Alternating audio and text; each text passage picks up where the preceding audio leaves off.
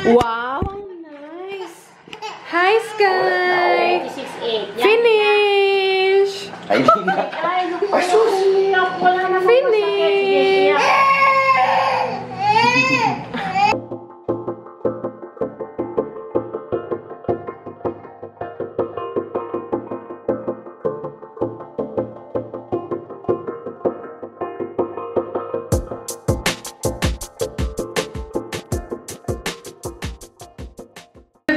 Good morning! Ngayon ay August.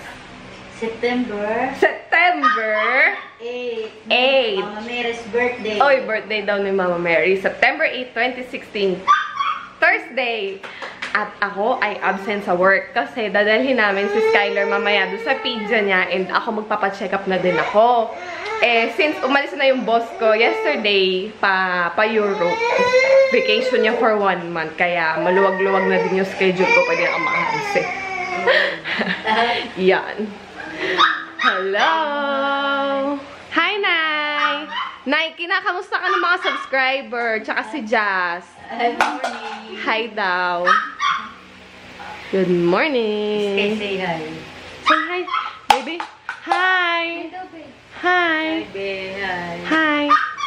Hi ka, hi. Ay, sus. Ay, sus. Jump. Jump. Pakita mo yung jump. Oh, marunong na daw siya mag-jump. Jump. Jump.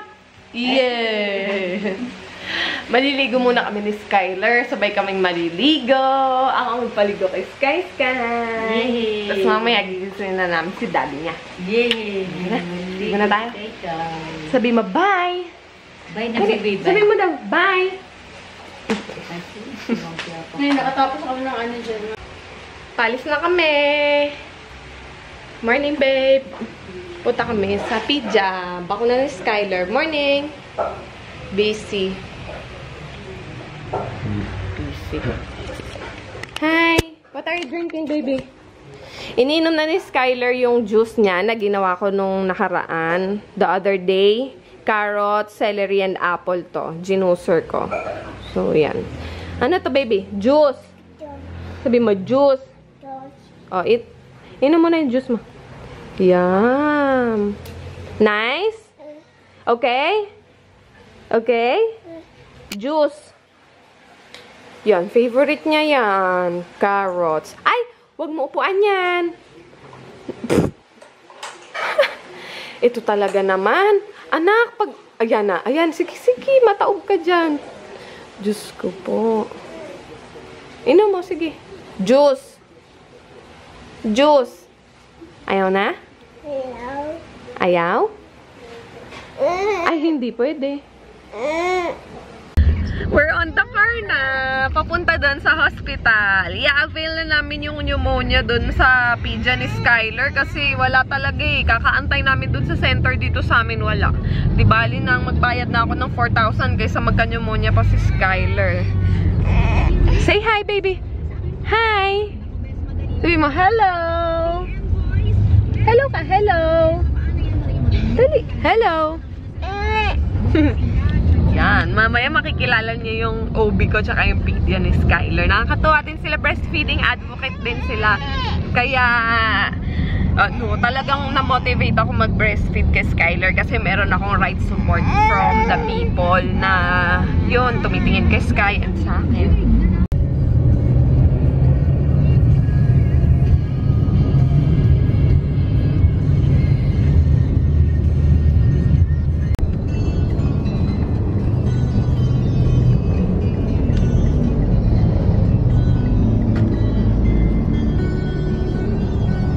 Dito nga pala kami nag-hospital sa Pacific Global.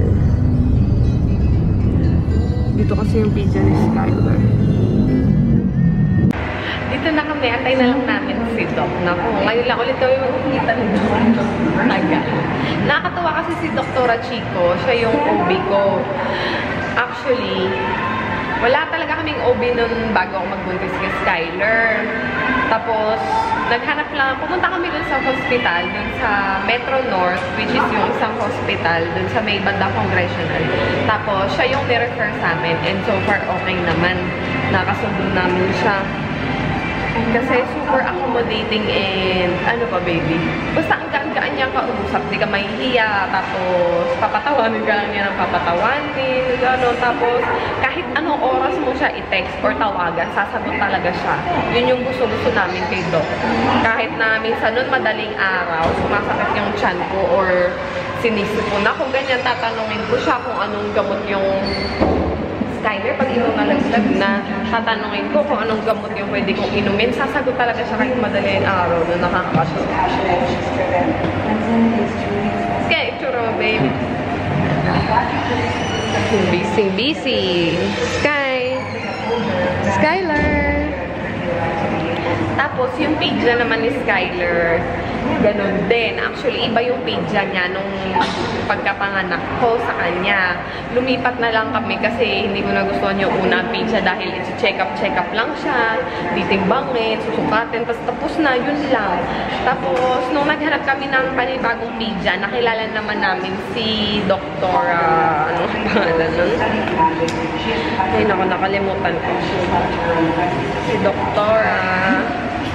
Mary Ann Santos. Nakilala naman namin si Dr. Mary Ann Santos. Dito din siya nag-hospital. Nag-clinic din siya dito sa may Pacific Global. Si Dr. Santos naman nakakatuwa din kasi siya talaga super i-check niya thoroughly si Skyler noon. Titingnan niya yung dila, lilinisin niya, ganyan. Tapos i-check niya yung tenga, yung private parts, tapos sukatin niya yung ulo, titimbangin niya, sukatin niya yung height, tapos as in talagang inaalam niya or nag-i-examine talaga siya ng mabuti, kaya nagustuhan ko siya. Tapos simula nun, hindi na kami lumipat ng ibang pizza. Tapos nakakatawa dahil breastfeeding advocate din si Doc. Kaya sinusuportahan niya talaga ako, lalo na din dun sa mga tamang kain ni Skyler. Siya din yung nag-encourage sa akin na pakainin sa Skyler ng gulay and healthy food. Kabilin-bilin na niya na wag bigyan si Skyler ng Cerelac tsaka ng mga gerber. Yun. Nakakatuwa lang kasi maganda guys na gano'n na lang yung kunin yung OB and Pedia. Dahil alam nyo na talagang susuportahan kayo or maganda yung pag-check nila dun sa baby nyo. Yun.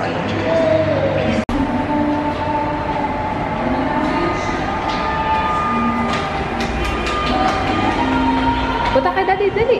Takbo kay daddy. Sige na. Okay, takbo kay daddy.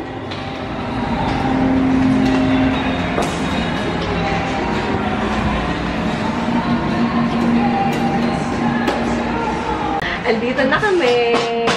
Si Dr. Chico yung OB ko. Hi, Doc.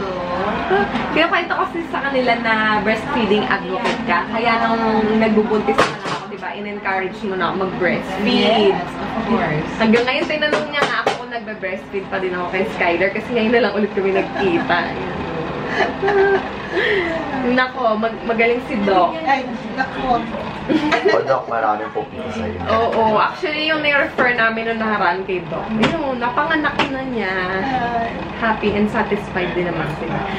Saan ka nga pala Doc, nag-clinic pa? Dito sa Pacific Global Medical Center and Metro North. Metro North, yun. Ililink namin yung details ni Doc dun sa description box para if ever gusto niyo siyang contact. Nagre-request na si Jet ng baby boy. Sabi ko siya magbuntis eh. Ano? Kilala mo ba yan? Si Doc nga kumuha sa'yo sa tiyan eh. Ako, princess ka pa rin ba? Yun pa rin yung room niya.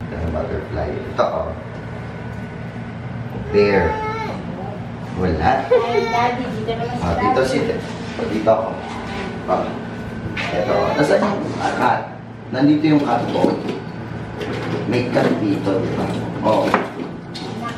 Ay! Okay lang yan, Sky. O, dito lang si Daddy. O. Wow, ang nice naman yan! Ayan, o. Yan, nandito na kami kay Dr. Mary Ann Santos. Siya naman yung pedia ni Sky. Hi, Doc! Hello po! Dito nagki-clinic si Doc sa Pacific Global. At saka, san-san nga po ulit, Doc? Sa St. Luke's, St. Luke's. Marilao, and Malabon. Yan. breastfeeding advocate din si Doc. Kaya, yun, tinutulungan niya din ako sa pag-breastfeed kay Skylar. Kaya hanggang ngayon, breastfeeding pa din kami. Maganda kasi na yung pedia nyo and OB is breastfeeding advocate. Para wala talagang dahilan para sumuko kayo sa pag-breastfeed. Ayan. Tapos kinukwento ko nga, Doc, na ikaw talagang sinecheck mo lahat. Tenga, dila, lahat-lahat na. Kaya pag narinig nyo magngangawato, alam nyo na guys. Ayan nga. Check niya na si Skylar. Wow! Nice!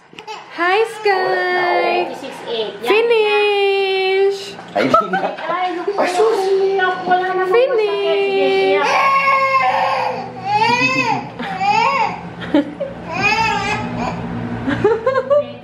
Ayun na, tatlo-tatlo na sila. Tatlo-tatlo na sila. Kasi usually yan sa ating infant death syndrome o yung SIDS. Common yan among infant, pero mas ang common age is mga newborn, mga 0 to 28 days old or up to 2 months. And most common is yung sa pamilya ng mother, o kaya nasusuffocate sila, o kaya nagkakaroon ng aspiration, o baka naman may mga underlying congenital disorder yung bata na pwede hindi na-detect agad. So kaya na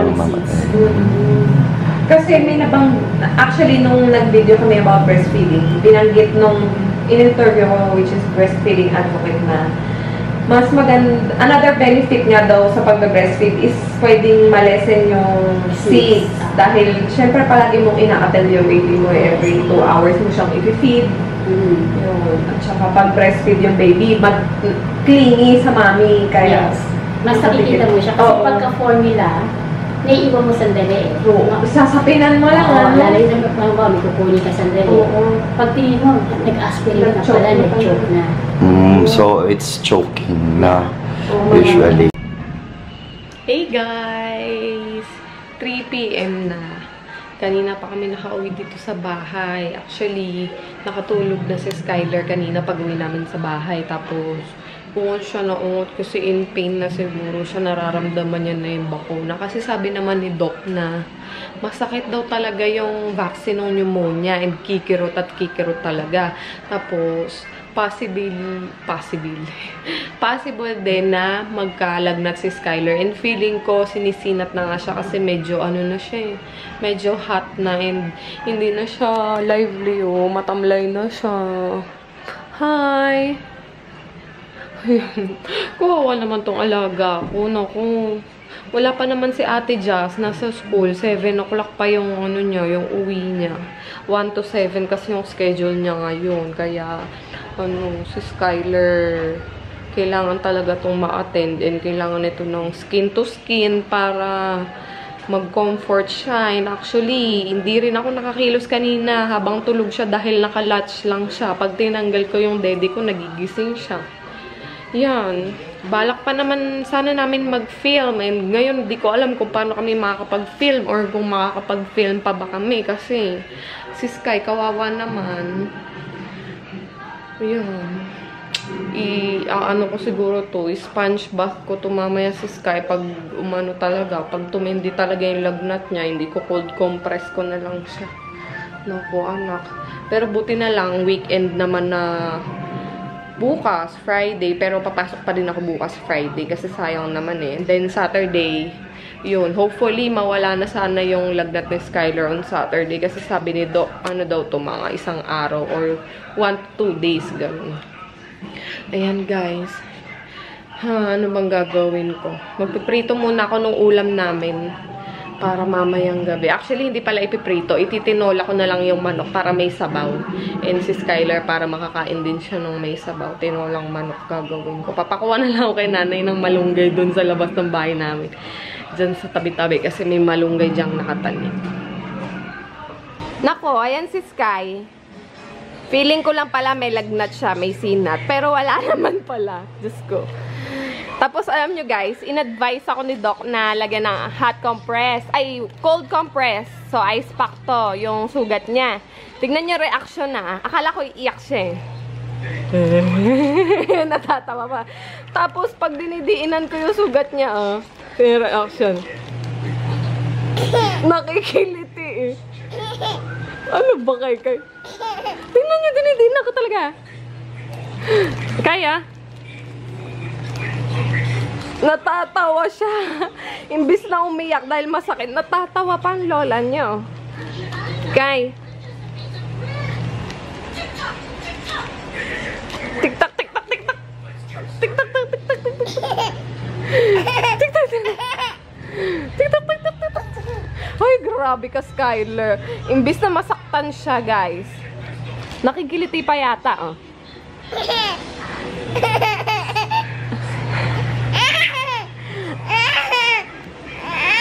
Ay, nako. Ewan ko sa'yo, Sky. Kakaiba ka talagang bata ka. Dali, lagay mo dyan. Lagay mo dito, dito. Dyan. Dito yan, dito. Oh. Yan. Cold. Cold. Hindi yan dyan, dito yan. Ay, sige, sige. Sige, sige. Naku, kakaiba talaga tong Skyler na to. Diyos ko. Anak, hindi naman yan niyayakap eh. Sarap. Cold.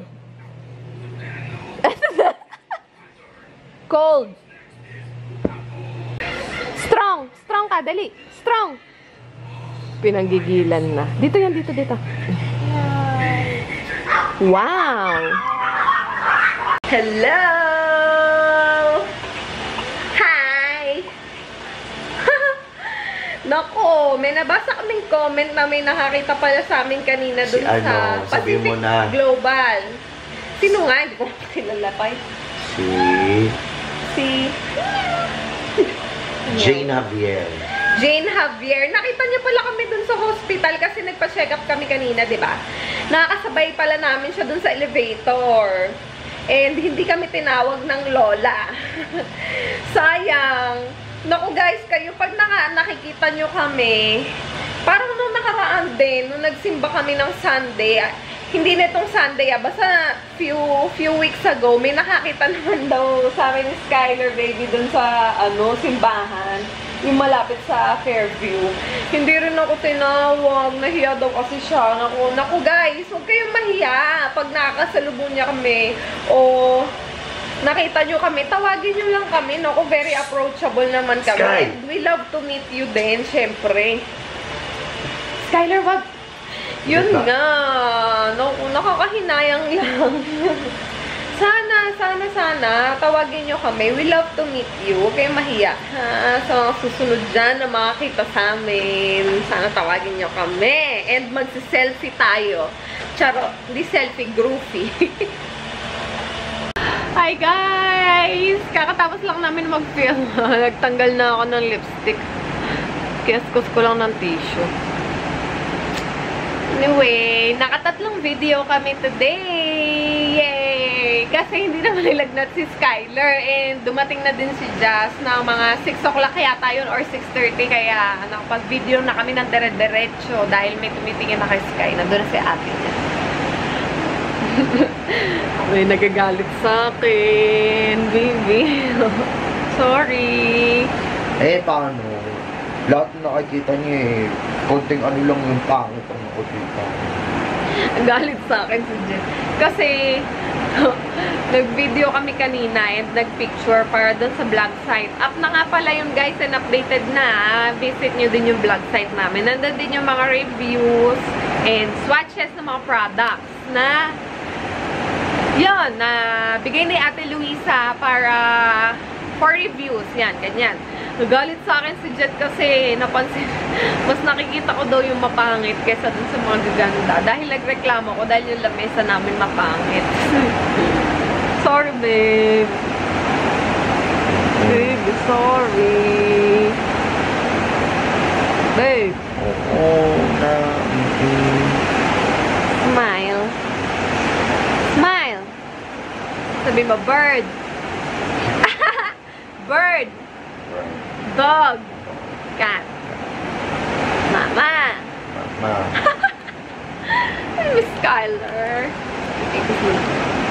Love you. Sorry, baby. Ginagawa mo.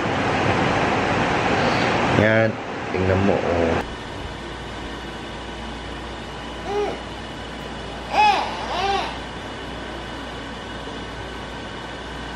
Gusto mo yung mga bird? Saan ka pupunta?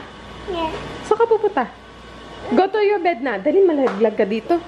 Go to your bed. Go to your bed. Oh, higa na si mama. Sige, sige. Hala. Sige. Kumikirot siguro hita niya. Merong mga times na hindi niya maya bigla-bigla na lang iingit eh. Naku, sasali daw siya. Oh. Say hi ka na. Hi. Hi. Good night. Hi. Bye. Bye. This is it. Balaga. Sabi mo, Sky, bye. Bye. Good night. Bye-bye. Bye-bye. Bye. Bye-bye. Bye. Bye-bye. Bye. Night.